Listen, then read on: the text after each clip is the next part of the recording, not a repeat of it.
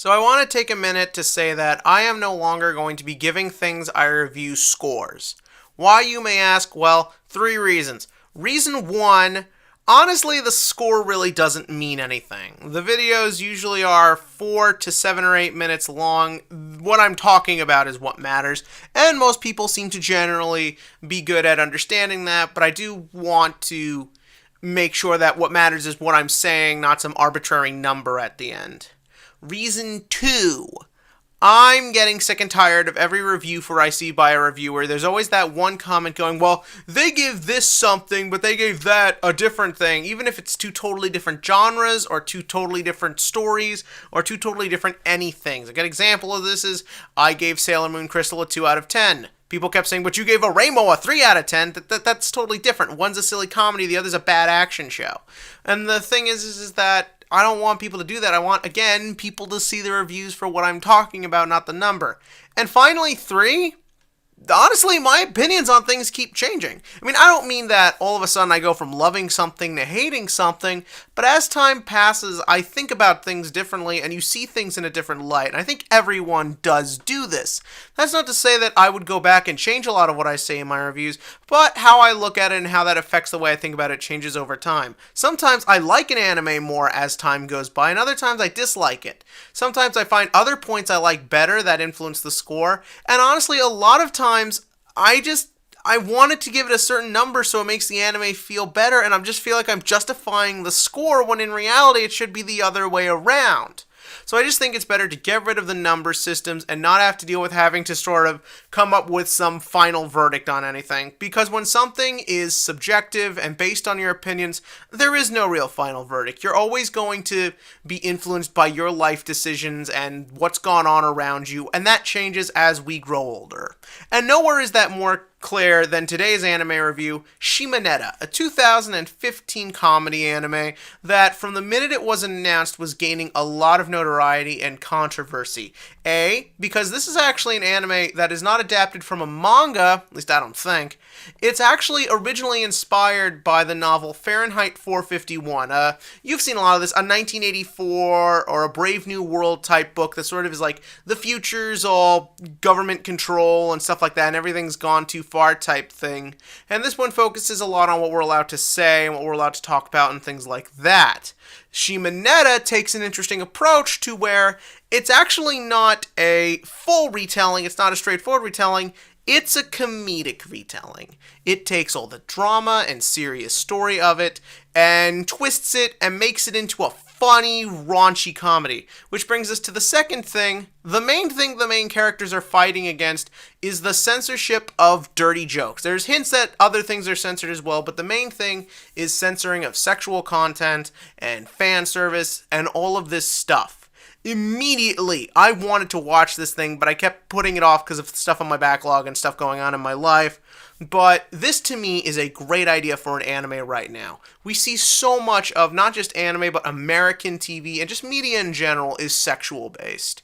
And as we all know in several of my reviews of ecchis, I've pointed out that it annoys me. But I am not against dirty jokes. I love dirty jokes, and I love freedom of speech. But the thing is that it was interesting to see an anime come out that was actually about the other extreme. What happens when we become so paranoid and so afraid of it that we're literally making it illegal? Something that I don't think could happen, but you see the way people talk sometimes, and you almost wonder if maybe someone would try and do it one of these days.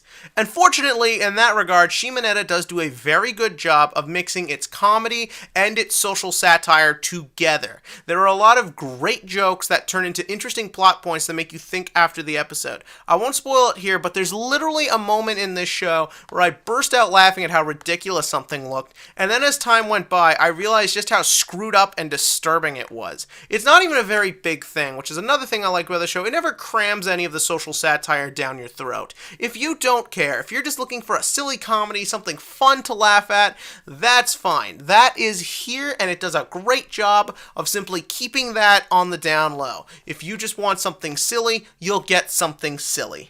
Unfortunately, though, that brings us to this show's big problem, that for all its intelligent satire, for all of its interesting experiments with plot and characters and what this kind of world would look like, what the series is lacking is a good story to bring it all together. And what I mean by that is, even though it has the great setups, nice animation, some good ideas for episodes, there's nothing that really makes it all feel like a cohesive story. And I think a lot of that comes from the characters.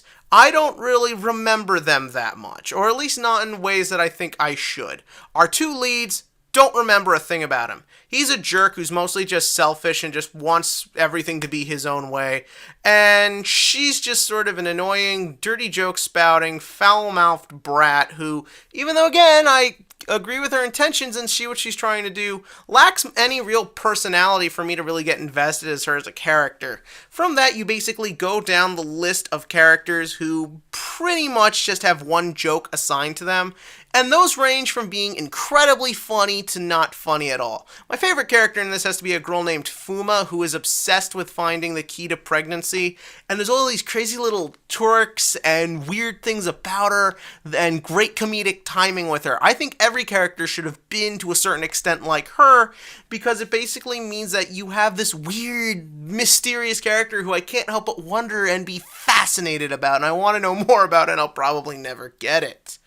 But that brings us back to the problem, and that's that there's nothing to really go by after that. On top of that, there's no overarching adventure to it. It's just random acts that these kids commit to try and get rid of the censorship and free the world and all that good stuff.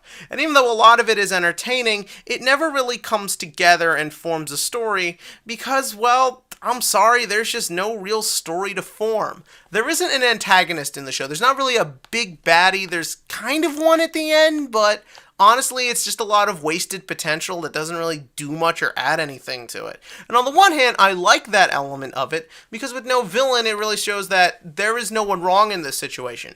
And I'll say this, watching it, I did understand what the high moral society people wanted, and being in the world we live in, I get how they could think that. But the thing is that you never really have anything to move anything forward. There's no cat and mouse element to it. And honestly, this series becomes a real bore in the middle, as honestly it just loses all resemblance of a plot and just kind of plods along for several episodes. Also, there's one character who I couldn't stand, who honestly, if you just wrote them out of the whole series, it would be no different at all. But when all's said and done, this really is a series you need to see and judge for yourself. I'm seeing a lot of varying reactions. Some people love it, some people hate it, some people are indifferent to it. But everyone definitely has a strong opinion on what the show is talking about. And I feel like in the world we live in today, you should check it out. Even if you don't like it. I know a lot of people who didn't care for this show, but were glad they saw it because it at least got them to think about it for a little while. And that, I think, is this show's greatest accomplishment. As maybe pointless and not well made as it is, it does a really good job of at least telling you what's going on and what it's trying to talk about. And god damn it, I gotta respect it for that. But what did you think? In the comments section below, give me your thoughts on Shimoneta and any other sort of, just anything you want to talk about, like fan service or media or censorship, anything like that you can talk about. And as always, click to like and click to subscribe so we can see where all this stuff goes in the future.